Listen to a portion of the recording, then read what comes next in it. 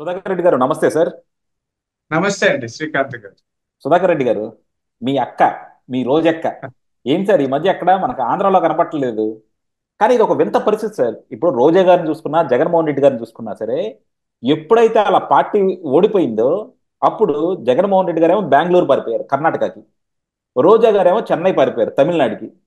వీళ్ళంతా కూడా పదవిలో ఉన్నప్పుడు మాత్రం వచ్చి ఊర్లో హడావుడి చేస్తూ ఉంటారు, పదవి కోల్పోగానే పక్క రాష్ట్రాలకు వెళ్ళిపోతారు. సో అలా అని రాజకీయాలకు దూరంగా ఉన్నారంటే పాపం రాజకీయాలకు దూరంగా లేరు. ఏ రోజైతే ఎప్పుడైతే ఏదైనా సమస్య వస్తుందో, ఎప్పుడైతే జగన్మోహన్ రెడ్డి గారి మీద కష్టం వస్తుందో అప్పుడు పాపం మా వీడియో బయటలు వదులుతా తమిళనాడు నుంచి జగన్మోహన్ రెడ్డి గారికి సాంఘీభావం ఎక్స్ప్రెస్ చేస్తా ఉన్నారు. ఎందుకు సార్ రోజా గారు ఆంధ్ర రావడానికి ఎందుకు భయపడుతున్నారు? మీ తెలుగుదేశం వల్ల ఆమెను ఏమైనా భయపెడుతున్నారా? ఇంకోటి, అంతకుముందు కూడా మనకు వచ్చిన ప్రచారం ఏంటంటే రోజా గారు ఇంకా ఆంధ్ర రాజకీయాలు పక్కన పెట్టేసి తమిళనాడులో ఎమ్మెల్యేగా పోటీ చేస్తారు అన్నారు. మరి పాపం చూస్తుంటే ఇంకా ఆంధ్ర రాజకీయాల మీద పాపం ఆమెకు ఆ ఇష్టం పోయినట్లేదు. ఒక పక్కన ఆంధ్ర రాజకీయాలు ఇష్టంగా పడతానే ఉంది, అలానే ఆంధ్ర రావడానికి మాత్రం భయపడతా ఉంది. మీరు ఏదో చేస్తున్నారు సార్ తెలుగుదేశం వాళ్ళు, చెప్పండి సార్. మీకు మంచి ప్రశ్న వేశారు. నాకు రోజమ్మ చెల్లెలండి. ఉమ్. వెంకటరమణారెడ్డి గారికి అక్క. అక్క, ఓకే ఓకే. ఆయనకి అక్క. నాకు ఓకే. చెల్లెమ్మ చెల్లెమ్మ. ఆ, ఆ, పుట్టి చెల్లెమ్మ, చిత్తూరు చెల్లెమ్మ. చిట్టి చెల్లెలా? ఆ, చెల్లెమ్మ ఇప్పుడు పారిపోయి చెన్నై చేరిందండి. ఆమె తెర వెనుక రాజకీయాలు చేస్తున్నారు. ఆమె మామూలుగా చాలా ప్రెస్ మీట్ లో పెట్టేవాళ్ళు. మంత్రిగా ఉన్నప్పుడు మీడియాలో చొచ్చుకొచ్చేవాళ్ళు, తోచుకొచ్చేవాళ్ళు. తిరుపతి ప్రెస్ క్లబ్ లో కొండ మీద దేవుడి ముందు ఎక్కడంటే అక్కడ మాట్లాడేవారు. ఇప్పుడు భయపడి ఎన్నికలు అయిపోయిన అనంతరం పారిపోయి చెన్నైలో దాక్కొని ఉన్నారండి. ఆ ఇల్లు వదిలి బయటికి రావడం లేదు. అయితే రోజు ఒక వీడియో రిలీజ్ చేస్తున్నారు అన్నారు. ఇంట్లో కూర్చొని ఒక వీడియో రిలీజ్ చేస్తారు. ఆ కూర్చుంటారు. పావు గంట అరగంట ఏదో ఒక వీడియో పెట్టి అందరిని విమర్శించి అది వదిలేసి ఇంట్లో పడుకుంటారు. ఆమెకి దమ్ముంటే మా చెల్లెమ్మ రోజమ్మ ఆ, ఆ మధ్య అన్నది, నేను తిరుపతి వాస్తవ్యురాలు, తిరుపతి బిడ్డని, భయపడను, వదిలేదే లేదన్న రోజమ్మ ఒక్కసారి తిరుమలకి రావమ్మ.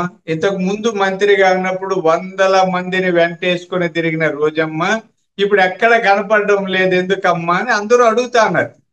ఆమెలో భయం ఉంది. మీరు అన్నట్టు చెన్నై ఎక్కడెక్కడ రాజకీయాలు చేయాలనుకున్నది వీలు కాలేదు. జగన్మోహన్ రెడ్డి గారు మళ్ళీ ఆమెని అధికార ప్రతినిధిగా పెట్టారు. ఇంకా అధికార ప్రతినిధిగా పెట్టినప్పుడు మాట్లాడాలి, మాట్లాడకపోతే ఎలా? మాట్లాడాలంటే తిరుపతికో నగిరికో వస్తే జనం తిరగబడతారండి. జనాల్లోకి రాలేదు. ఆమె స్పోర్ట్స్ ఎక్విప్మెంట్స్ అమ్మేషన్లో కోట్లాది తినేసింది. ఇక్కడ ఒక తిరుమల కొండ దర్శనాలు అన్నింటిలో కూడా అవినీతి జరిగింది. అవినీతి ఆమె బతుకు అయిపోయింది.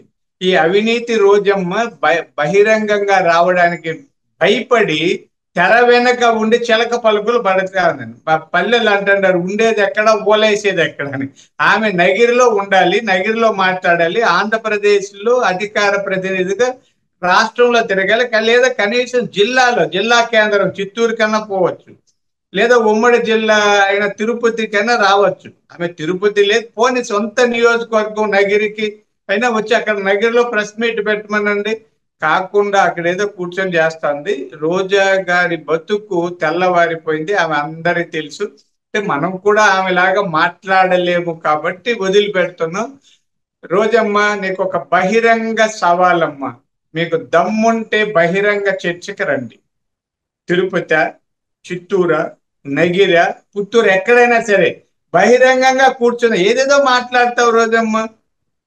పవన్ కళ్యాణ్ గారు కొండెక్కి పాపం ఆయన ఏమంటే అందరూ ఎక్కలేరండి. సినిమా యాక్టర్ అయినా పరిగెట్టి కొండ ఎక్కలేరు. ఎక్కినప్పుడు అలసట వస్తుంది, నీళ్ళు తాగుతాం. ఎవరైనా మేమైనా తాగుతాం. ఆయన అలిచిపేడ సినిమా షూటింగ్ అంట. ఆయన పాపం ఆ, ఏదో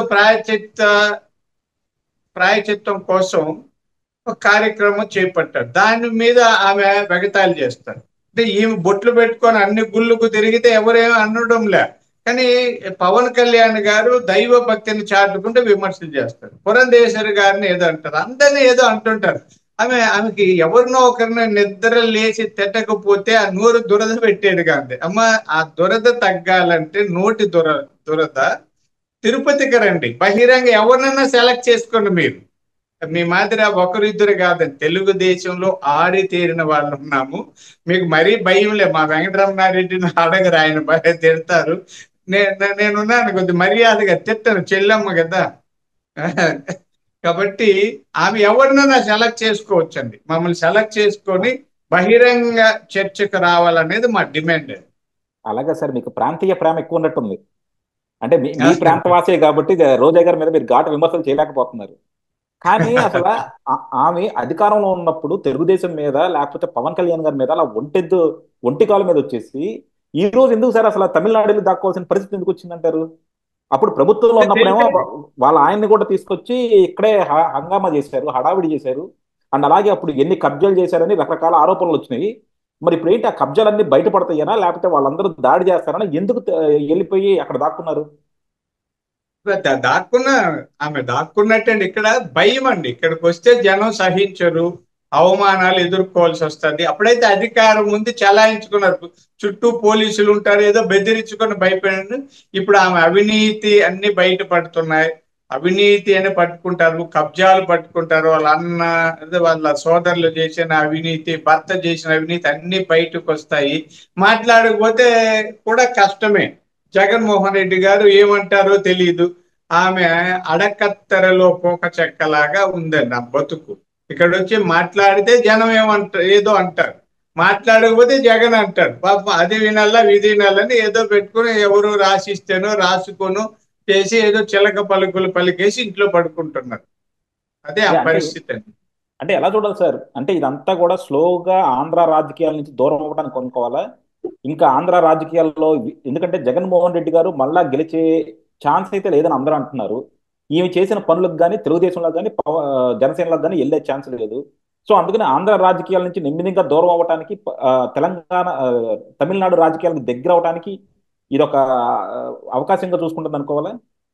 లేదండి, అక్కడ కూడా ఆమెను ఎవరు దగ్గర చేర్చడం లేదు.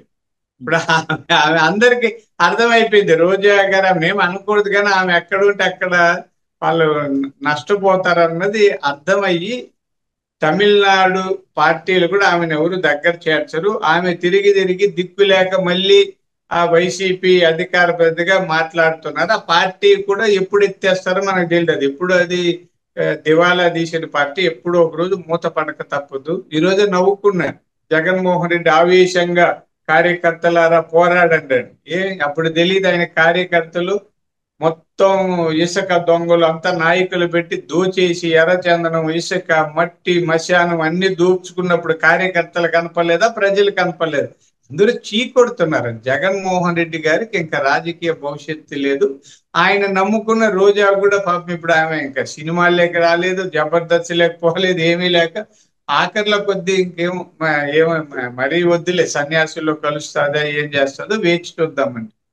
యా, చూద్దాం సార్. డెఫినెట్గా ఏంటంటే ఈ రోజా గారిని కానీ వీళ్ళంతా కూడా కొత్తగా రాజకీయాల్లోకి రాబోతున్న వాళ్ళందరికీ ఒక లెసన్ అన్నమాట.